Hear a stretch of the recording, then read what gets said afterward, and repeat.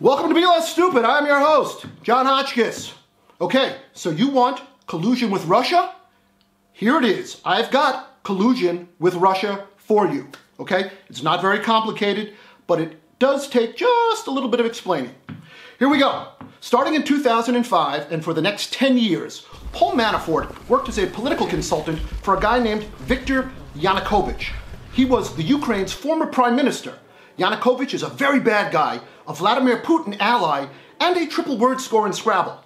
While working for this Ukrainian thug and his political party, Manafort was paid millions and millions of dollars by a different Ukrainian, a guy named Rinat Akhmetov, a Ukrainian oligarch also sympathetic and friendly with the Russian leaders who supported Yanukovych and his political party, and is also a triple word score in Scrabble. Now, among the allegations in the 12-count indictment against Manafort is that he hid portions of the money that he got from the Ukraine from Uncle Sam in offshore accounts and didn't pay tax on it. Now, you need to understand that Manafort is loved and considered some kind of genius by the supporters of this guy Yanukovych, because even though Yanukovych was a thug and didn't speak well, he got Yanukovych elected to the prime minister by giving him advice like, stay on message, wear a suit, don't be a thug, and use the phrase, lock her up, even though his opponent wasn't a woman. Anyway, and speaking of his opponent, there are allegations that Yanukovych and Manafort may have had something to do with poisoning Yanukovych's political opponent, who, over the course of just a few days, went from looking like this to looking like this. Doctors determined he was poisoned with dioxin. So, Yanukovych is prime minister for a few years. Then, in 2014, there's a big popular uprising in the Ukraine, and the people overthrow Yanukovych because they realize that they elected John Gotti and not John Stamos. For the last 3 years, Yanukovych has been living in exile in Russia. Back in May, the Ukrainians started a trial against him in absentia. The Ukrainian state prosecutor's website says that Yanukovych committed treason by helping the Russian Federation and its representatives to violate the sovereignty and territorial integrity of the Ukraine. The trial's been delayed a bunch of times and is going to pick up again this coming December. Okay, so here we go. Big picture. Manafort spent 10 years working with and taking money from a Ukrainian political party and oligarchs who are friends and sympathetic to Putin and Russia. But for the last 3 years, the Ukrainian government has been leaning towards ties with the United States, with NATO, and the European Union. Okay, now, cut to March 2016. That's when Paul Manafort joined Trump's campaign. 2 weeks later, he's made campaign chairman. Then, 2 months later, it's the Republican convention. And then, just before the Republican convention, something odd happened that no one would have predicted. And no, I don't mean that Sean Hannity said something nice about a Mexican, nor did Hannity suddenly extricate his grotesquely large head from up Trump's ample ass. No, what happened is this. A few days before the Republican convention, the Trump team made just one change to the party platform. It's a 66-page document with 2 columns per page. It's kind of a blueprint for what the party believes. Anti-abortion, less taxes, more guns. Think of it like a Republican Party Bible, only instead of turning loaves into fishes, Jesus takes away poor people's health care. Anyway, Trump's team makes just one change to this 66-page document. They now want to support gay marriage.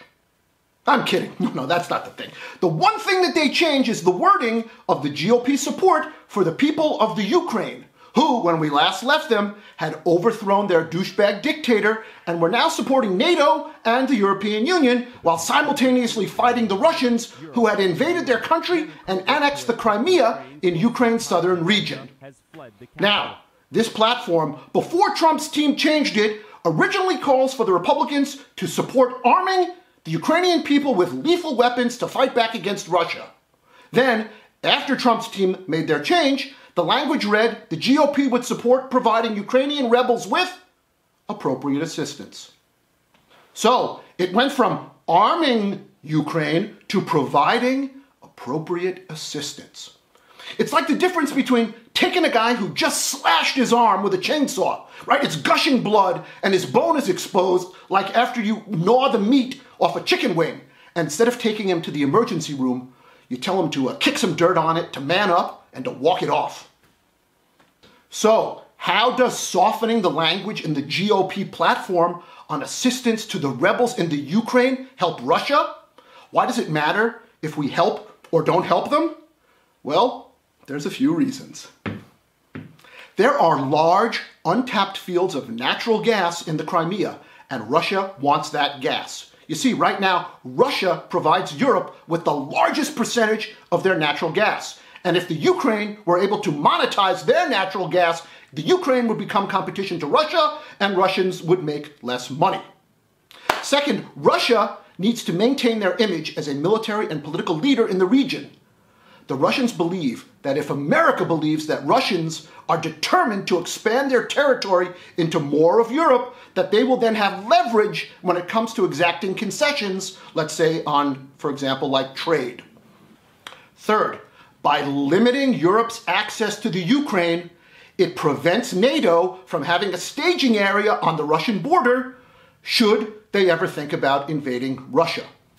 And perhaps most important, as the Ukraine points its sails west to alliances with the US, NATO, and Europe, it continues to foment anti-Russia sentiment among its own people. And Putin is deathly afraid that revolutionary fever will become viral and infect the people of Moscow and St. Petersburg, which could then lead to work strikes and demonstrations, violence, and then perhaps worst of all, the violent overthrow of his regime. So here is the collusion, right? Trump goes soft on helping the people of the Ukraine fight Russian influence. Sessions, Kushner, Flynn, Manafort, Carter Page all secretly promise Russian envoys, lawyers, and ambassadors who all directly report to Putin to reduce the severity or remove Obama-era sanctions during a Trump Tower meeting and at the Mayflower Hotel. And in exchange, the Russians agree to manipulate social media and get Trump elected president. That is your collusion. So, when you meet people who say the indictment of Paul Manafort doesn't touch Trump and it doesn't prove collusion with Russia, please show them this video. That's it for this episode of Be Less Stupid. Remember, please share it on social media. And remember, if you'd like to advertise on this program, you can reach us at info@belessstupid.com. That's info@belessstupid.com. Thank you all for watching, and I will see you next time on Be Less Stupid.